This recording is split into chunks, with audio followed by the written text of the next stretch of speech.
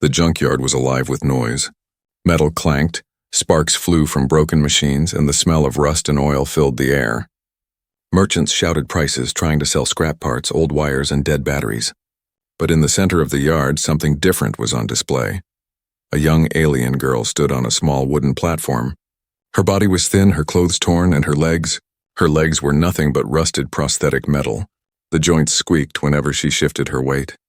The crowd looked at her not as a person but as broken property, another piece of junk ready to be sold. The auctioneer raised his hand and shouted, "Lot number 47, alien girl with prosthetic legs. Old, rusty, but still breathing. Who wants her? Who will take her?" The people laughed. "She's useless," one man shouted. "She can't even walk straight," another said. "Scrap metal with skin," a woman whispered. The girl lowered her head, her hair falling over her face. Shame burned in her chest. She tried to stay strong, but inside she felt like her life had already ended. No one wanted her. No one had ever wanted her. The auctioneer tried again. "She can still cook, clean, maybe serve as a helper. Start at 50 credits. Silence. 30 credits? He barked, his voice sharp. Still silence. 10 credits. Come on, 10 credits for this one. The crowd muttered, but no hands went up. They all turned away, walking to the piles of machines and tools. To them, even a broken engine had more value than the girl with rusted legs. The girl's heart sank. Each rejection cut her deeper. She remembered when her legs had first broken years ago, how her own people had abandoned her, calling her a burden. Now here she was again, thrown into a junkyard like she was less than a machine. Her chest tightened and she whispered to herself, "Why am I still alive? Why didn't they just leave me to rust with the scrap?" But then, someone in the crowd did not turn away. A human stood near the back. His clothes were dusty from travel, his face marked with lines of hardship, but his eyes were steady and calm. While others laughed, he did not. While others turned away, he watched. The girl noticed his gaze and quickly looked down. She thought, "Another one who pities me. He will walk away too." The auctioneer slammed his hand on the wooden table. 5 credits. 5 credits for this junk. Anyone? No one? The silence was heavy. The auctioneer shook his head. "Fine. If no one buys her, we'll strip her for parts. Prosthetics can be melted." The rest thrown into the pit. The girl froze. Her breath caught. Stripped? Melted? Fear rose in her throat. This was worse than rejection. This was the end. And then, just as the auctioneer turned to call for guards, a single voice broke the silence. "I'll take her." The crowd turned. The human had raised his hand. Whispers spread instantly. A human? Buying her? Why waste credits on that junk? Maybe he's crazy. The auctioneer blinked in surprise, then grinned. Finally. 5 credits sold to the human. He slammed his gavel on the table. The girl's knees shook. She looked up, her eyes wide.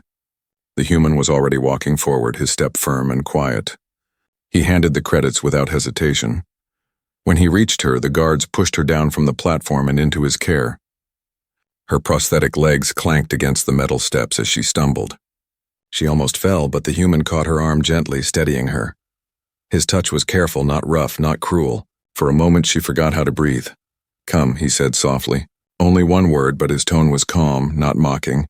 The girl stared at him, confused. No one had ever spoken to her like that. Not since her accident. He guided her out of the auction yard, ignoring the whispers and laughter behind them. The crowd shook their heads, muttering about wasted money, but the human didn't look back. He kept walking, his hand still supporting her. The girl wanted to ask, why? Why me? Why waste even 5 credits? But her voice caught in her throat. She was afraid that if she spoke, he would realize his mistake and leave her behind like everyone else. As they passed the gates, she glanced one last time at the junkyard. The piles of broken machines and discarded lives lay behind her. For the first time in years, she was walking away, not toward death, but toward something unknown. Her chest trembled with a strange new feeling. Not hope, not yet, but something close. The human glanced down at her, his eyes steady. "You're not junk," he said quietly. The words struck her like lightning. She stopped walking for a moment, her legs shaking, her eyes filling with tears. No one had ever said that to her. Not once. The human gave her a small nod, then continued walking. The girl wiped her face quickly, afraid he would see her cry. She followed him step by step, the sound of her rusted legs echoing softly in the night. And deep inside her, a tiny flame flickered to life. It was the beginning of something she could not yet understand, but it was not the end. The road from the junkyard was rough and filled with broken stone, but the human did not slow down. His hand stayed firm on the alien girl's arm, guiding her step by step. Her rusty legs groaned with each movement, and the metal joint sent sharp pain up her body. Still she walked, because this was the first time anyone had chosen to take her away from the place of laughter and shame. The girl kept stealing small glances at the human. He was not like the others in the auction. His clothes were plain, patched in many places, his boots covered in dust.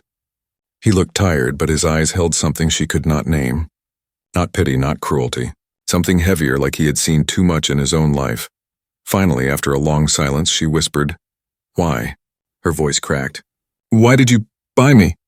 The human looked at her but did not answer right away. Instead, he helped her sit on a stone near the side of the road.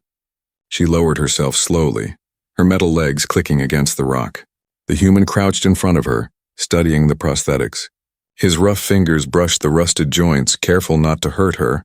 "These legs," he murmured. "They were never made to last.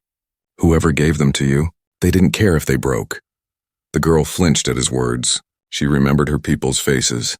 The disgust in their eyes, the way they pushed her away after the accident. Shame rushed back and she looked down. "I am useless," she whispered. The human's head lifted sharply. "No." His voice was low but firm. "You are not useless. You were abandoned, not broken." The words stunned her. No one had ever spoken to her like that. Not once. Still, she shook her head, afraid to believe him. "Why spend money? You could have bought tools, food, something better." The human stood and offered his hand to her. "Because you are not something. You are someone." Her chest tightened. She stared at his hand, unsure if she should take it. No one had ever offered her a hand before, only chains or pushes to keep her away. Slowly, she placed her thin, trembling fingers in his. He pulled her gently to her feet. They walked again. After some time, they reached a small wooden house near the edge of the forest. It was not rich or grand, just 4 walls, a roof patched with iron sheets and smoke rising from a crooked chimney. But to the girl, it felt like another world. Inside, the air smelled of firewood and bread. A table stood in the center, covered with scattered tools and bits of metal. Shelves lined the walls, holding strange human devices, old watches, wires, and machine parts. The human pulled out a chair for her. "Sit." She lowered herself carefully, surprised at his manners. He set a bowl of soup in front of her. Steam rose from the surface, filling the room with warmth. The girl stared at it in silence. She had not eaten hot food in months. In the junkyard, she was given only scraps. Suspicion tightened her chest. Was this a trick? Would he laugh at her too? But when she looked up, the human was already eating from his own bowl quietly without watching her. Slowly, she lifted the spoon. Her hands shook. The first taste burned her tongue, but she didn't stop. She ate quickly, desperately, tears filling her eyes as she swallowed each mouthful. The human said nothing, only refilled her bowl when it was empty. When she finished, she sat back, wiping her face with the back of her hand. Why do you care?" she whispered again. The human leaned back in his chair, his face shadowed by the firelight. For a long moment, he didn't speak. Finally, he said, "Because I know what it feels like to be thrown away." The girl's breath caught. He did not explain more, but she could see it in his eyes, the same emptiness she carried, the same pain of being unwanted. For the first time, she felt a connection. A thin thread of understanding tied them together. The human stood and walked to his workbench. He picked up a broken metal rod, turning it in his hands. "Your legs," he said. "They will not last long, but I will fix them," she gasped. "Fix them?" He nodded, setting the rod down. "Not with rust, not with scraps, with real work. It will take time, but I will build something stronger, something worthy of you." Her heart pounded. She had never dreamed of walking freely again. The thought seemed impossible, yet his words carried weight like a promise carved into stone. "Why?" she asked again, her voice almost breaking. The human looked at her, and this time his answer was simple. "Because no one deserves to live in chains. Not you, not anyone." The fire crackled. The girl lowered her gaze, her hands trembling on her lap. For the first time in years, she allowed herself a single, fragile thought. Maybe I am not junk after all. And in that quiet house, under the steady gaze of a human who refused to look away, the first seed of trust began to grow. The night was quiet except for the sound of the girl's metal legs. Every step echoed in the small wooden house, a constant reminder of her broken state.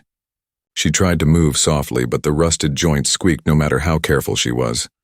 The human sat at his workbench, a lamp glowing beside him. Tools and scrap metal lay scattered across the table. His hands were steady as he worked, shaping a piece of steel, testing it, then setting it aside. He had been like this every night since he brought her from the junkyard, working long hours, his face lit only by firelight. The girl sat quietly in the corner, hugging her knees to her chest. She did not understand him. Most people looked at her and saw only trash. But this human, he looked at her like she was worth saving. It confused her, frightened her, and deep inside warmed her. She tried to stand, but the sharp pain shot up her legs again. The rust had eaten deep into the joints. She winced and sat back down with a soft gasp. The human turned his head. Pain? She shook her head quickly, embarrassed. No, I'm fine. But her trembling voice betrayed her. He stood, walked to her, and crouched down. Without asking, he touched the side of her prosthetic. She flinched but did not pull away. His hand was rough from years of labor, yet his touch was gentle. He turned one of the bolts and it squealed loudly. These legs are killing you, he said quietly. Her throat tightened. They're all I have. His eyes met hers, firm but kind. Not for long. He rose again, went back to his bench, and started sketching something on an old sheet of paper. The girl tilted her head, watching the lines take shape. Curves, hinges, balance points. He was drawing legs. Not just machines, but something strong, something beautiful. The girl's heart beat faster. She wanted to believe. But a lifetime of rejection whispered inside her.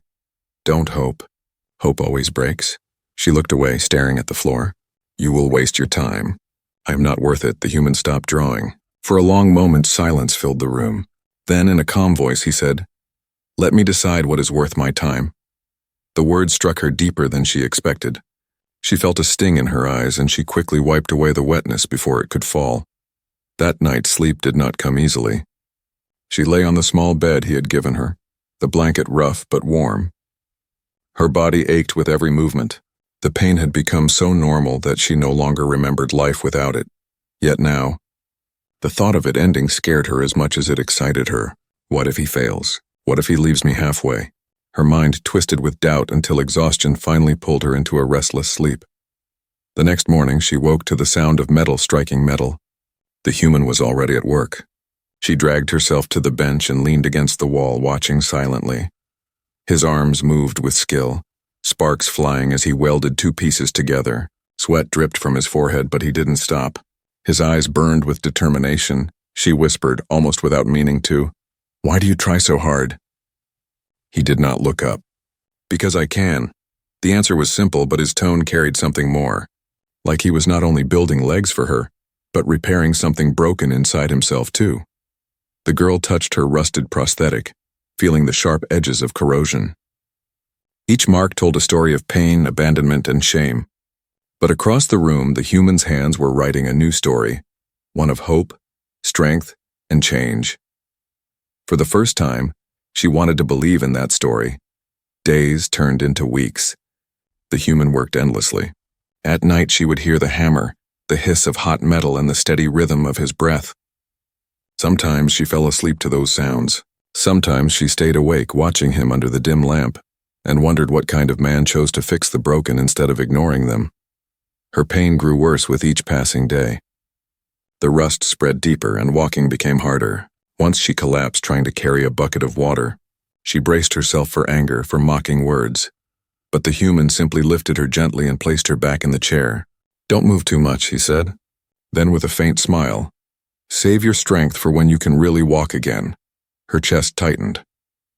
Tears threatened to spill again, but she bit her lip. She did not want him to see how much his words meant. Still, she whispered so soft he almost didn't hear. Thank you. The human paused, then nodded once. Nothing more. But she saw the flicker in his eyes, like her words mattered to him more than she could imagine. That night, as she lay in bed, the pain in her legs burned worse than ever. She curled up, biting her lip to stop the cries. But even through the agony, a strange thought crept into her mind. If he keeps his promise, if I can walk again, what will I do? Who will I be? The fear of that unknown frightened her, but it also gave her something new, something she had not felt in years, a reason to dream. And so, in the quiet of the wooden house, between the rust and the pain, the girl waited. Not with despair this time, but with a fragile, trembling hope. The nights in the little wooden house grew longer. Outside, the forest whispered with the sound of wind and distant animals. But inside, the room was filled with light, fire, and the steady rhythm of work. The human rarely slept. After giving the alien girl her meal and making sure she was resting, he would return to his workbench. The old lamp glowed above him as he bent over metal rods, wires, and bolts. Sparks burst into the air, sometimes bright enough to light the girl's face as she lay quietly on her bed, pretending to sleep. She watched him, night after night. His hands moved with skill, hammering, carving, reshaping. He never complained, never sighed with frustration, never stopped until his body forced him to rest. Even then, he would only lean against the table for a moment before beginning again. The girl often wondered, why? Why fight so hard for me? She whispered to herself in the dark. He owes me nothing. I am not his family. I am not his people. Yet the sound of his hammer told her a different truth, a truth she could not ignore. One night, her legs hurt so much that tears slipped down her cheeks as she lay in bed. She tried to stay silent, but a small sob escaped her lips. The human looked up from the bench. Pain again? He asked softly. She froze. No, she said quickly, wiping her eyes. It's nothing. He stood and walked over. Without another word, he crouched down and gently lifted her legs, resting them on his lap. The cold metal was rough and jagged, but he touched them as if they were made of glass. These joints are tearing your skin, he said, pointing to the red marks near her knees. She turned her face away, ashamed. I told you. I'm just scrap. You don't need to waste your time. His voice grew sharper, firm, but not unkind. Stop calling yourself that. Her eyes widened. He rarely raised his voice. You are alive, he said, his gaze steady. Scrap cannot feel pain. Scrap cannot cry. Scrap does not fight to keep walking when every step hurts. You are not junk. The girl swallowed hard, unable to answer. For a moment, she felt like her chest would break open with the weight of his words. He set her legs down carefully and stood. Rest. Tomorrow I will try something new. And with that, he returned to the workbench as if nothing had happened. But the girl lay awake for a long time, his words burning inside her heart. The nights became a secret world for the two of them. While the rest of the village slept, the human's hammer and fire gave life to something new. The girl began to rise quietly at night, walking slowly with the squeak of her broken legs, and sit near the corner of the workshop. She said nothing, only watched. Sometimes he would glance at her and smile faintly. Not the smile of a man amused, but the smile of someone glad not to be alone. One night she gathered the courage to speak. Were you always like this? Helping people? The human paused, his hammer mid-swing. His jaw tightened, and for a long time he did not answer. Finally he said no. Once I turned away too, and I have carried that shame ever since. The girl tilted her head, curious, but he did not say more. Instead, he picked up another piece of metal and began to work again. She understood. He was not ready to share his scars, just as she was not ready to share all of hers. Still, his words made her feel closer to him. Weeks passed. The human's workshop filled with half-finished designs, broken prototypes, and tools worn thin. But slowly, something new began to take shape. The girl saw them first one night, a pair of legs not rusted, not crooked, but shining under the lamplight. Strong joints, smooth balance points, and careful design. They looked nothing like the scraps she had worn all her life. Her breath caught. She whispered, "Are those for me?" The human didn't look up, but the faintest smile tugged at his lips. Yes, but they're not ready yet. They must be perfect. The word perfect echoed in her chest. No one had ever tried to make anything perfect for her. Her throat tightened, and for the first time she allowed herself to imagine it. Walking without pain, standing without fear of falling, running without chains of rust. But with hope came fear. That night when she lay down, she couldn't stop trembling. What if they broke too? What if she fell again and proved to him she was worthless? What if, after all his effort, she failed him? She buried her face in the blanket and whispered, "Please, please let it be real." The workshop nights continued. Hammer, fire, sparks, and silence. And in that silence, something deeper grew between them. Not spoken, not named, but strong. The girl began to realize that the human was not just building her legs. He was building her a new life. And she was terrified and desperate to take her first step into it. The morning sun filtered through the cracks of the wooden house, painting golden lines across the floor. The girl sat at the edge of her bed, her rusted legs heavy and aching as always. She thought it would be another day of the same pain, another day of waiting. But then the human stepped into the room, his hands carrying something carefully wrapped in cloth. His face was calm, but his eyes shone with quiet fire. "It's time," he said simply. Her heart stopped. She stared at the bundle, unsure if she was dreaming. "Time for what?" she whispered. The human knelt down and slowly unwrapped the cloth. Inside lay the new prosthetic legs. They gleamed in the light, smooth and strong, their design both simple and beautiful, not like her old rusted ones patched together with scraps. These were crafted with care, every joint precise, every piece shaped for balance. The girl's breath caught. She reached out with trembling fingers, afraid to touch them. "For me?" "Yes," the human said. His voice was steady, but there was a softness hidden in it. "For you. They're ready." Her chest tightened. For years she had walked with pain, carried shame, and told herself she was nothing more than scrap. And now before her eyes lay proof that someone believed she deserved better. The human placed the legs gently beside her. "We'll try them today." But slowly, her hand shook. She wanted to believe, yet fear clawed at her heart. What if she failed? What if she couldn't walk? What if he realized she wasn't worth saving? I can't," she whispered, pulling back. "What if I fall?" The human looked at her quietly for a long moment. Then he said, "Then I'll catch you." The words silenced her fear for a moment. Her throat tightened and tears filled her eyes. She nodded slowly. The human helped her remove the old prosthetics. They were heavy, rusted and broken, leaving red scars on her skin. He set them aside as if burying the past. Then carefully he attached the new ones. His hands were steady, his movements sure. When he tightened the last bolt, he looked up at her. "Try," he said. Her body trembled. She gripped the edge of the bed with white knuckles. Slowly, she placed her feet on the floor. The metal touched wood, silent, not squeaking, not breaking. She gasped at the strange feeling.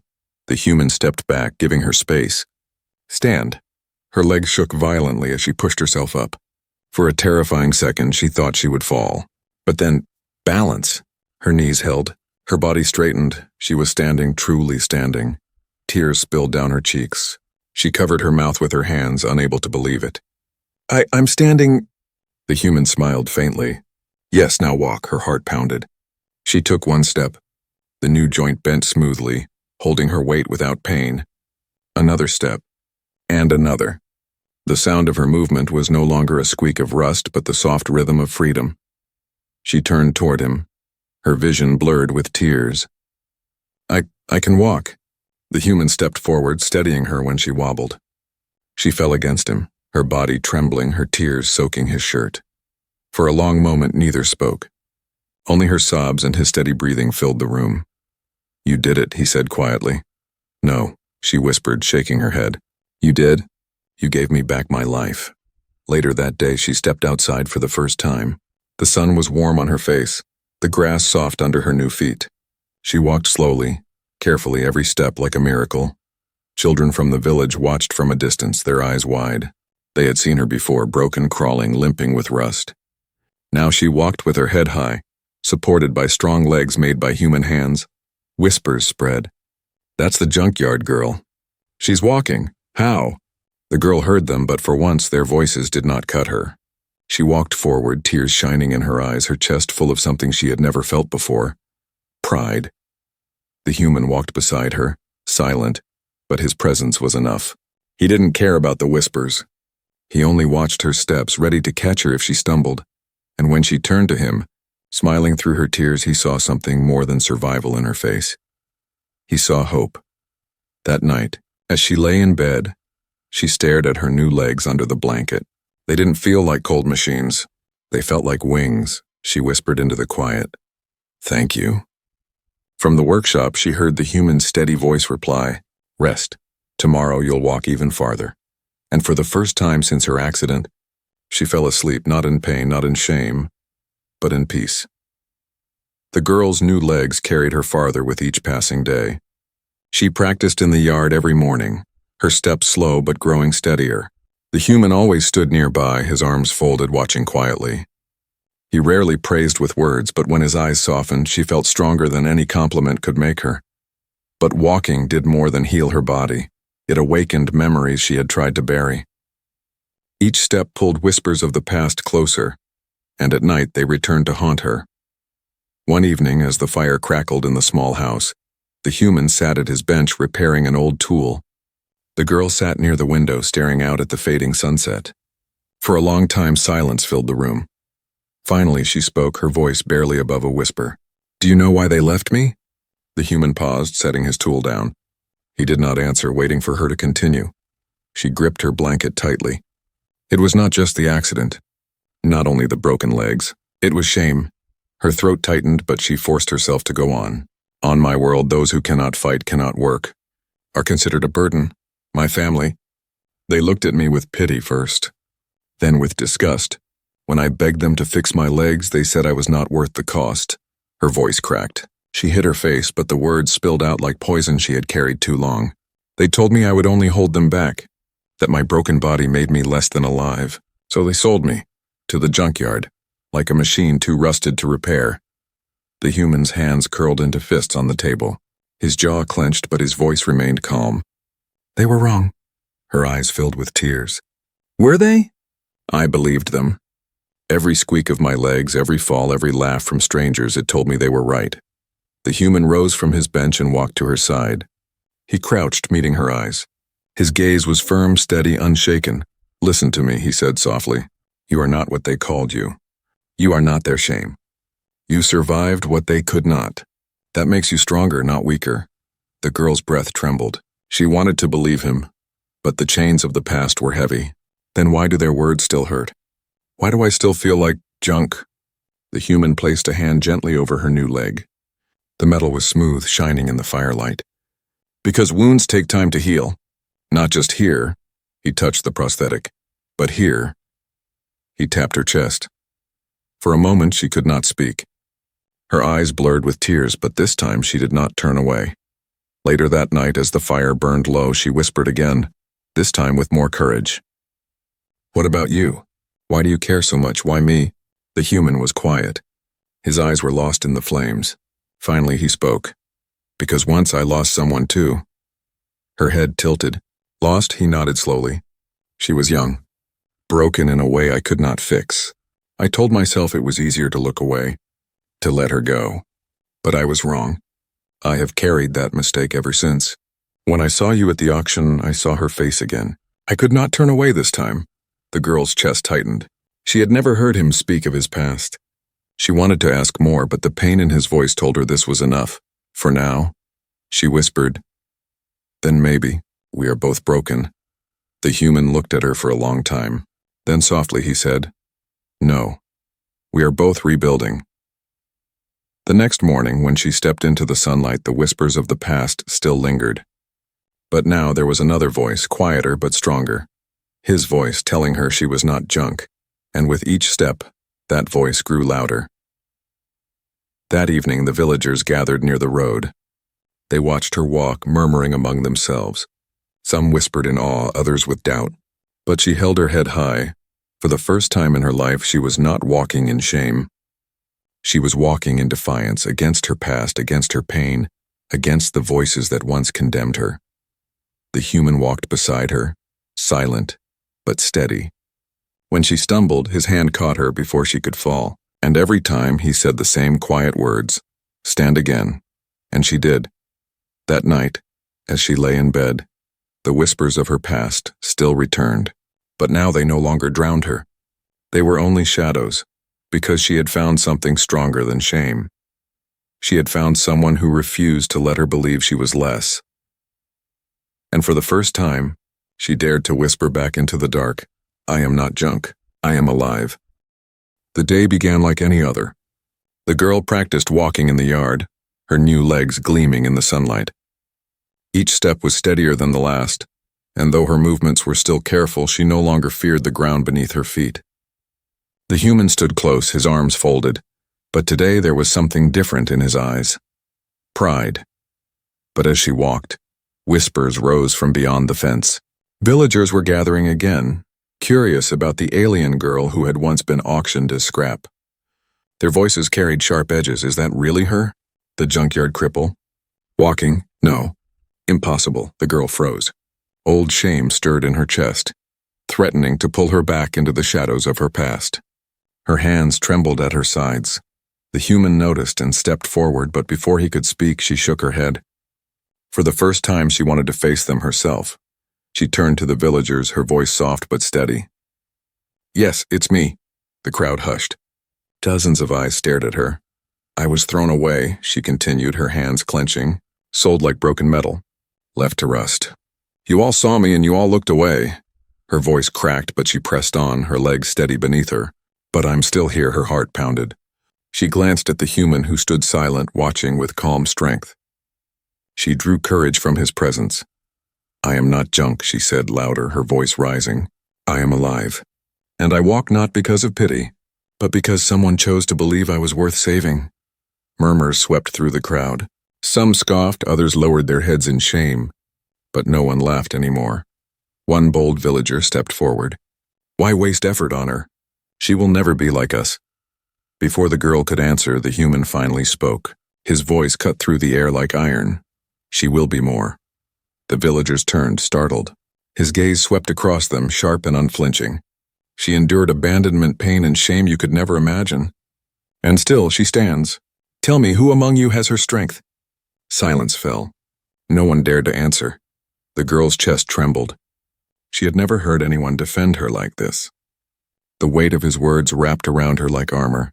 Slowly, she stepped to his side, standing tall. For the first time in her life, she wasn't hiding behind someone. She was standing with someone. The crowd eventually drifted away, their whispers fading into the distance. The girl let out a shaky breath, her hands trembling. I thought I would fall apart out there. The human looked at her, his expression softer now. But you didn't. Tears welled in her eyes. She turned to him. Why do you keep giving me strength when I have none? He shook his head. You already have strength. I only remind you it's there. Her throat tightened. She wanted to speak, but the words tangled inside her. For so long she had lived as nothing, and now standing here with him, she felt like she was becoming someone new. Slowly she whispered, You didn't just fix my legs, you fixed me. The human's eyes flickered, and for once he looked away, almost as if her words touched a wound of his own. No, he said quietly. You rebuilt yourself. I only gave you the tools. That night the house was quiet. The girl sat by the fire, staring at her new legs, shining faintly in the glow. The human worked silently at his bench, but she could feel the unspoken weight between them. Finally, she stood and walked to him. Her steps were steady, sure. He looked up, surprised. She hesitated, her voice trembling. You gave me back more than life. You gave me a place, a reason. I don't want to lose that. The human studied her face, the flickering firelight reflecting in his eyes. You won't, he said simply. Her heart raced. She had never belonged anywhere. But here, in this small house filled with sparks and steel, she felt something she had never known before. Home. She took a deep breath, her hands shaking. Then let me stay. Not as broken scrap, not as a burden, but as yours. The silence stretched. Then slowly, the human set down his tool and nodded once. You already are. The girl's tears fell freely now, but this time they were not born of shame or pain. They were tears of freedom, of love, of a life rebuilt from the ruins. She stepped forward and embraced him, and for the first time she did not feel fragile. She felt whole. And so the alien girl who had once been sold as junk, who had walked in rust and pain, now walked with pride. Not because she was fixed, but because someone saw she had never been broken. Together, they were more than junk, they were family, they were love.